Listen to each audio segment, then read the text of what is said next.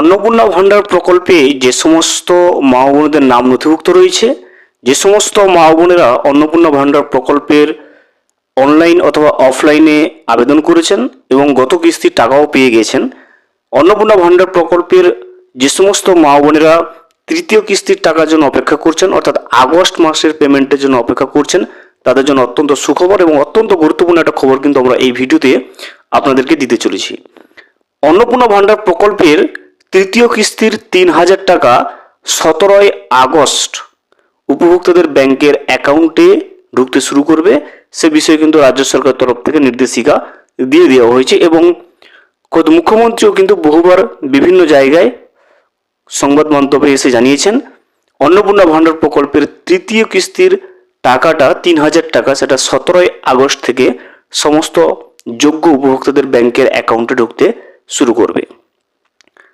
অন্নপূর্ণা ভান্ডার প্রকল্পের তৃতীয় কিস্তির টাকা কোন কোন উপভোক্তারা পাবে, আগস্ট মাসের টাকা কারা পাবে না, নতুন কোন কোন বিধি নিয়ম বা শর্তাবলী জুড়ে দেওয়া হয়েছে অন্নপূর্ণা ভান্ডার প্রকল্পের তৃতীয় কিস্তির টাকা পেতে গেলে, কারা পাচ্ছে কারা পাচ্ছে না, যারা পাচ্ছে না তারা কি কি কারণে পাচ্ছে না, সেই সমস্যাগুলোর সমাধান তারা কিভাবে করবেন, সমস্ত বিষয়টা কিন্তু আমরা আজকের এই ভিডিওতে বিস্তারিতভাবে জেনে নেওয়ার চেষ্টা করব। Welcome to my YouTube channel. ভিডিওটি দেখার জন্য অসংখ্য ধন্যবাদ। ভিডিওটি সম্পূর্ণভাবে দেখার আগে ছোট্ট একটা অনুরোধ, যদি চ্যানেলে নতুন হয়ে থাকেন অবশ্যই চ্যানেলটা সাবস্ক্রাইব করে রাখবেন এবং নোটিফিকেশনটা অন করে রাখবেন এই ধরনের সমস্ত আপডেট কিন্তু সবার আগে পাওয়ার জন্য। চলুন আজকের ভিডিওটি আমরা বিস্তারিতভাবে দেখে নিই। ১৭ই আগস্ট থেকে অ্যাকাউন্টে ঢুকবে অন্নপূর্ণার টাকা। অন্নপূর্ণা যোজনায় নিয়মের গেরো অনেকটাই শিথিল করল রাজ্য সরকার। আগামী ১৭ই আগস্ট থেকে তৃতীয় পর্যায়ের টাকা সরাসরি মহিলাদের ব্যাংক অ্যাকাউন্টে ঢুকতে শুরু করবে। নবান্নে সাংবাদিক বৈঠক করে এই ঘোষণা করলেন মুখ্যমন্ত্রী শুভেন্দু অধিকারী। তিনি জানিয়েছেন, যোগ্য প্রাপকদের যাচাই করার কাজ প্রায় শেষ। এখন থেকে প্রতি মাসের দ্বিতীয় সপ্তাহের মধ্যে অর্থাৎ ১০ থেকে ১৫ তারিখের মধ্যে প্রাপকদের অ্যাকাউন্টে এই যোজনার ৩,০০০ টাকা ঢুকে যাবে।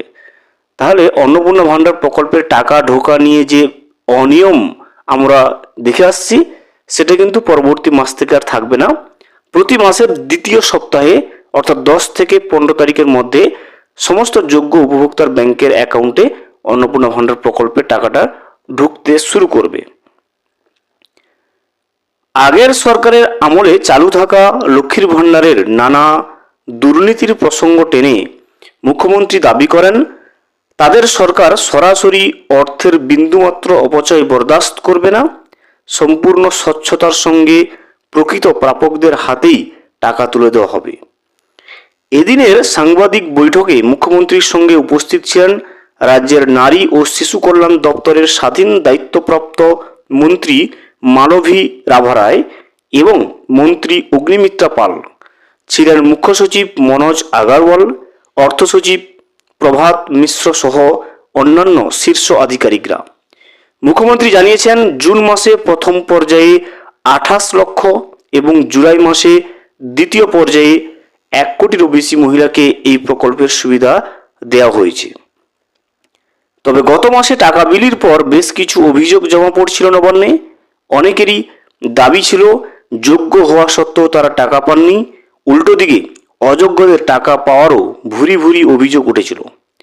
এরপরই জেলাশাসক ও বিডিওদের নেতৃত্বে বাড়ি বাড়ি গিয়ে সমীক্ষা চালানোর নির্দেশ দেয় সরকার।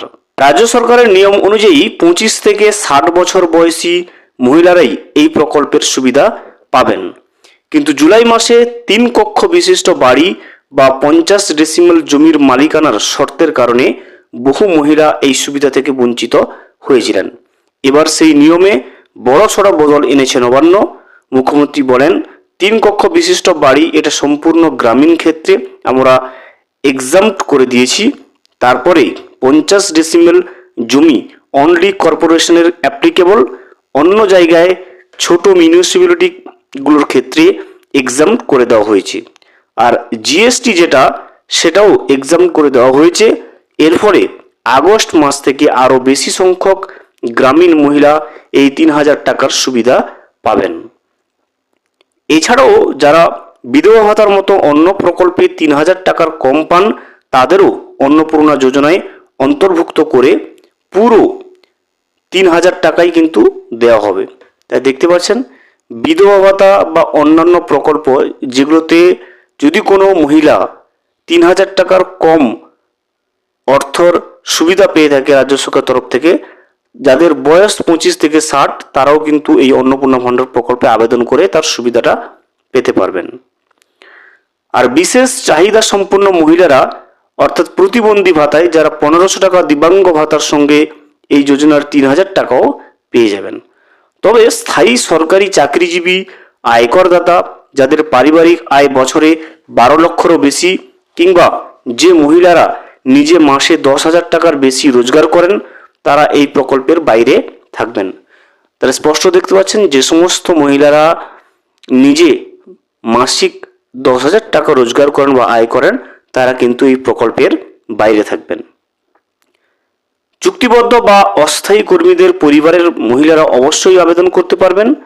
মুখ্যমন্ত্রীর স্পষ্ট বক্তব্য, পার্মানেন্ট যিনি চাকরি, যিনি কেন্দ্র বা রাজ্য সরকার তিনি পাবেন না। ওনার ভাইয়ের স্ত্রী পেতে পারেন, ওনার বাড়ির ওনার বোন পেতে পারেন, কোনো রেস্ট্রিকশন নেই। পূর্বতন সরকারের নারী কল্যাণ প্রকল্পের কড়া সমালোচনা করে মুখ্যমন্ত্রী জানান, ভোটের আগে তড়িঘড়ি করে ভুয়ো তালিকা বানিয়ে টাকা দেওয়া হয়েছিল।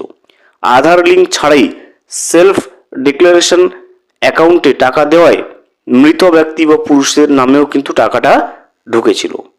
সেই দুর্নীতিতে বহু মানুষ গ্রেপ্তারও হয়েছেন বলে তিনি দাবি করেন। কড়া ভাষায় মুখ্যমন্ত্রী বলেন, আমরা সরকারি টাকা নয়ছয় করতে দেব না, আর যোগ্য প্রাপকদের চিহ্নিত করেই দেব, এবং আমরা এক্ষেত্রে কমিটেড। এই বিপুল সংখ্যক বেনিফিশিয়ারির জন্য বাজেটেও বরাদ্দ বাড়াতে হচ্ছে সরকারকে। প্রথমে 8 মাসের জন্য 35,000 কোটি টাকা ধরা হলেও এখন মুখ্যমন্ত্রীর ধারণা এই অঙ্ক 48 থেকে 50,000 কোটি টাকায় পৌঁছতে পারে। সরকার এই বিশাল আর্থিক ভার নিতে প্রস্তুত বলেও তিনি জানিয়েছেন।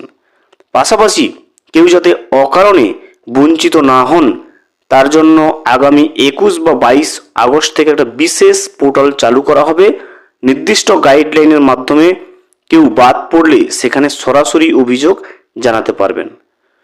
তাহলে একটা গুরুত্বপূর্ণ একটা পয়েন্ট দেখতে পাচ্ছেন, যদি কোনো ব্যক্তি বা কোনো মহিলা যোগ্য উপভোক্তা অন্নপূর্ণা ভাণ্ডার প্রকল্প থেকে যদি বাদ যায়, 21 অথবা 22 আগস্টের পর থেকে অন্নপূর্ণাকে কেন্দ্র করে নতুন একটা পোর্টাল চালু করবে সরকার।